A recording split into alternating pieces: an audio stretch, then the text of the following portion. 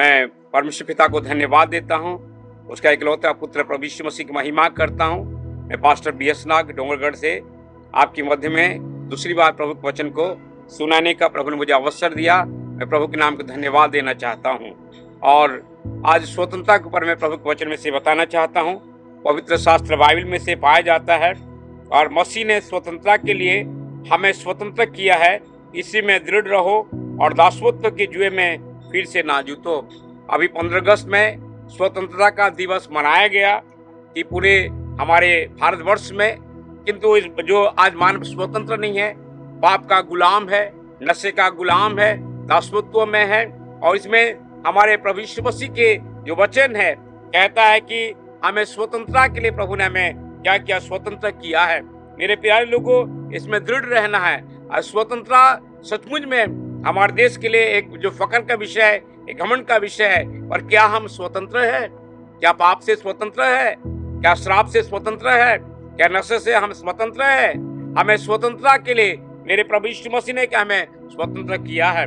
प्रभु के नाम के धन्यवाद हो। प्रभु यीशु मसीह ने बलिदान हुआ, कलवरी क्रूस पर बलिदान हुआ और हमारे लहू को बहा दिया कि हम आत्मिक रूप में स्वतंत्र है, हम पाप से स्वतंत्र है, श्राप से स्वतंत्र है और के दासत्व स्वतंत्र है। हमारे देश के जो लोगों ने भी क्या क्या बलिदान हुआ, देश की आजादी के लिए, देश की स्वतंत्रता के लिए क्या क्या उन्होंने बलिदान हुआ। उस बलिदान को एक दिन बाद 15 अगस्त को लोग याद करते हैं, बाकी जो साल भर लोग भूल जाते हैं। किंतु हम क्या करते हैं, हमारे यीशु मसीह को, उसका बलिदान को हम प्रतिदिन स्मरण करते हैं कि हमारे बदले में उसने दंड को सहा, हमारे बदले में सजा को सहा, हमारे लिए उसने पीड़ा को सहा, हमारे लिए उसने कष्ट को सहा और हमें स्वतंत्र किया है। हम किसी रीति विधि के बंधन में नहीं है, हम पाप के बंधन में नहीं है, श्राप के बंधन में नहीं है, भय के बंधन में नहीं है, संसार के बंधन में नहीं है। और इसमें लिखा हुआ है, इसमें दृढ़ रहना है। हमें दृढ़ रहने के लिए प्रभु का वचन कहता है, हमें डगमगाना नहीं है, हमें अस्थिर नहीं होना है। प्रभु के नाम की धन्यवाद हो। आगे और लिखा हुआ है, पहले मैंने बताया कि गलतियों के पत्री 5 अध्याय उसका 1 पद, आप गलतियों के पत्री 5 अध्याय उसका 13 पद में ऐसा लिखा है, तुम स्वतंत्र होने के लिए बुलाए गए हो और इस स्वतंत्रता को शारीरिक इच्छा पूर्ण करने का साधन ना बनाओ। कई लोग शारीरिक इच्छा पूरा करते हैं, आपने उनका शरीर जैसा चाहता है, शरीर के काम है, शरीर के अनुसार चलते हैं, शारीरिक बातों बोलते हैं, शरीर की बातों पर घमंड करते हैं, शरीर के बारे अपने फकर करते हैं। इसलिए जो शारीरिक इच्छा की पूर्ण नहीं करना है, आत्मा की इच्छा को पूर्ण करना है, आत्मा के चला चलना है, आत्मा के अनुसार चलना है और पवित्र आत्मा से परिपूर्ण रहना है। जहाँ प्रभु की आत्मा है वहाँ स्वतंत्रता है और सत्य को जानोगे और सत्य तुम्हें स्वतंत्र करेगा। जहाँ प्रभु यीशु मसीह जो पुत्र है वो हमें स्वतंत्र करता है, हम स्वतंत्र है। प्रभु के नाम के धन्यवाद हो।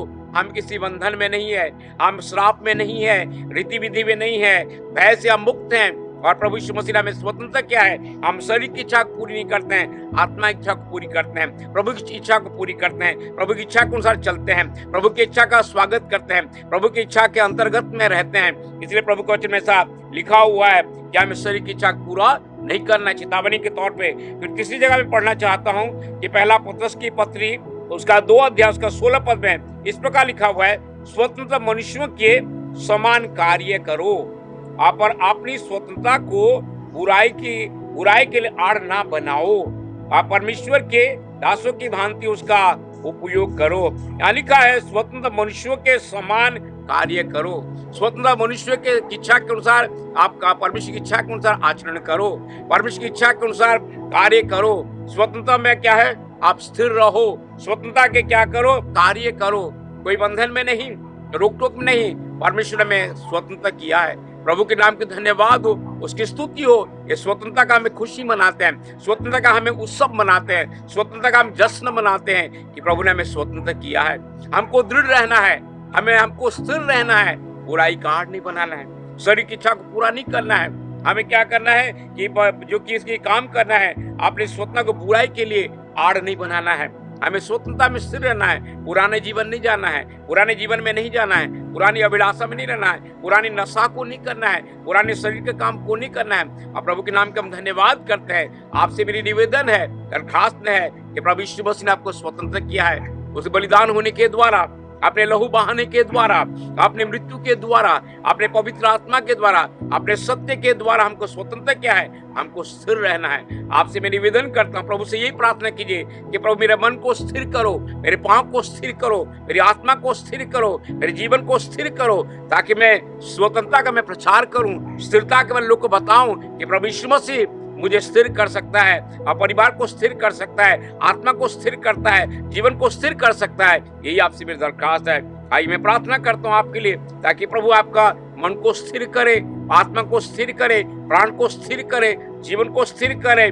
प्रभु के नाम के धन्यवाद हो। मैं आपकी प्रार्थना करता हूँ स्वर्गीय पिता परमेश्वर, प्रभु यीशु के नाम से मैं धन्यवाद देता हूँ। ये वचन को सुनने वाले जिनका मन चंचल है, पांव चंचल है, आत्मा चंचल है, जीवन अस्थिर है, उनके पांव को स्थिर करना प्रभु, आत्मा को स्थिर करना प्रभु, जीवन को स्थिर करना प्रभु, परिवार को स्थिर करना प्रभु जी, स्थिरता का जीवन देना, स्थिरता की आत्मा देना प्रभु, स्थिरता के वो स्थिर रहने के लिए उनके जीवन को और स्वतंत्रता का आनंद उठाना है। स्वतंत्रता के बारे में लोग को बताना है। सुझे हमें स्वतंत्र मसीहा में किया है, हम दृढ़ हैं, हम स्थिर हैं, पुराने जीवन में हम नहीं गए हैं, पुराने जीवन का हम काम नहीं करें, शरीर की इच्छा को पूर्ति नहीं करें, प्रभु के दास जान को उसके नाम आचरण करें।